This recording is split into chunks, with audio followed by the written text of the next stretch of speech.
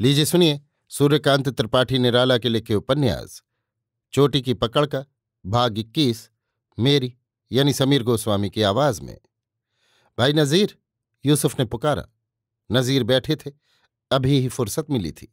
सोच रहे थे। कहने वाले आदमी की बात पक्की मालूम हो रही थी। घबराए भी थे, गरीब थे।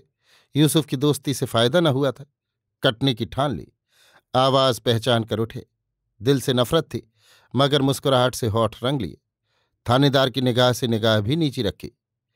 अस्सलाम वालेकुम। वालेकुम अस्सलाम। भाई, तुम्हारा नाम एक जगह लिखा है। किस जगह? तुम पुलिस से राज लेने लगे? क्या हमसे पूछा गया? ये बातचीत तो पहले हो चुकी है। इसका ये मतलब नहीं कि हम खुदा के लिए मुसलमान न रह जाएं। इस दफे के लिए मान जाओ। आप पूरा पूरा हाल बयान कीजिए, वरना। वरना?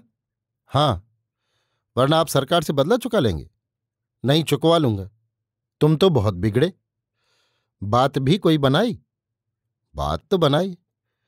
बातें बनाते हैं। अच्छा, तो जो जी में आए कर लो, कहकर थानेदार साहब ने नकली ठहाका लगाया। मैं मजाक नहीं कर रहा। थानेदार साहब नर्म पड़े। कहा, ऐसा भी होगा कि हम तुम्हारा दिल देख रहे हों और असलियत कुछ हो ही नहीं। मुमकिन? नजीर के स्वर में निवेदन न था। अच्छा, तो आखिरी बात, अगर आप नहीं माने तो आज ही आपका चालान करा दूंगा। नजीर घबराए। कहा, हमारी बात और हमें मालूम भी ना हो, क्या तमाशा है? अच्छा, तो आप तैयार रहिए। आप भी तैयार रहिए। थानेदार घबराए। अजीजी से कहा, पुलिस राज दे देती है तो उसका बल घट जाता है, काम हासिल नहीं होता। आप मान जाइएगा तो वक्त पर मीठा फल खाने को मिलेगा, नहीं माने तो हाथ मलते रह जाइएगा। पर हमें मालूम कर लेना है। यूसुफ हार गए। कहा, हम एक जगह गए थे जहां आपका नाम हमने लिखाया है। फिर न बताया। कहाँ गए थे? यूसुफ ने एक दूसरी जगह का नाम बताया। कहा, सरकारी काम था। आप ऐसा कहते हैं तो हमारी छाती दूनी हो जाती है। फिर और कुछ नहीं। ये याद रहे कि तुम्हारे मामू के 3 लड़के हैं, ये भी लिखाया है।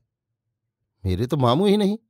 खुदा के फजल से अब्बा जान की सालियां 4 थी, साला एक भी नहीं।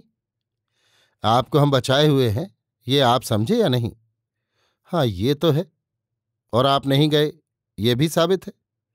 हाँ, ये भी। आपको जिल्लत गवारा करनी पड़ी, इसका हमको अफसोस है। नजीर सिर झुकाए खड़े रहे। यूसुफ गाड़ी खड़ी करके आए थे, उधर को चले। विचार में नजीर को सलाम करने की याद न रही। गाड़ी तय करके यूसुफ बैठे। गाड़ी चली। कुछ दूर पर एक दूसरी गाड़ी किराए पर ली हुई थी। कुछ फासले से पीछे लगी, वो भी चली। यूसुफ के चले जाने पर नजीर के पास वही पहला आदमी गया। बुलाकर पूछा। नजीर ने दीन भाव से कहा कि यूसुफ की उनसे तनातनी हो गई है। उन्होंने बतलाया नहीं, जो कुछ कहा ये वो करके। वो थानेदार है, उनसे जान पहचान है, दूर के रिश्ते में आते हैं। आगंतुक ने कहा, आप हमारे आदमी हैं, इन्होंने आपको फंसा दिया है, हम आपको बचा लेंगे, कुछ रुपए भी देंगे, बाद को काम निकलने पर और मदद करेंगे। अभी आप एक चिट्ठी लिख दीजिए कि आपका ये नाम है, ये बल्दियत, इतने मामू हैं और इसके इतने लड़के, ये। नजीर ने बात पक्की है सोचा। गरीब थे, रुपए मिल रहे थे। दावात कलम लेकर कुल बातें सामने लिख दी। आगंतुक ने उन्हें 25 रुपए दिए। नजीर हर तरह से उसके आदमी बन गए। यूसुफ का पूरा पूरा हाल आगंतुक को मालूम हो गया। वो कहाँ रहते हैं, उनके वालिद क्या करते हैं, आजकल क्या रुख है, किस कार्रवाई में लगे हैं। आगंतुक वहां से राजा की कोठी को आया। उसके साथी भी आए। उन्होंने घर का पता और बाप का नाम मालूम कर लिया था। सामने के पान वाले ने बतलाया था। दोनों जगहों की बातें मिल गईं। लोग खुशी खुशी टहलते रहे। अली को देखा। अली ने पूछताछ शुरू की। लोगों ने कहा, बर्दवान से आए हैं। अली ने पूछा, बर्दवान में स्वदेशी का आंदोलन कैसा है? कौन स्वदेशी? एक ने पूछा। यही जो सरकार के खिलाफ बमबाजी हो रही है। आप अखबार तो पढ़ते होंगे। हाँ, हमने कहा।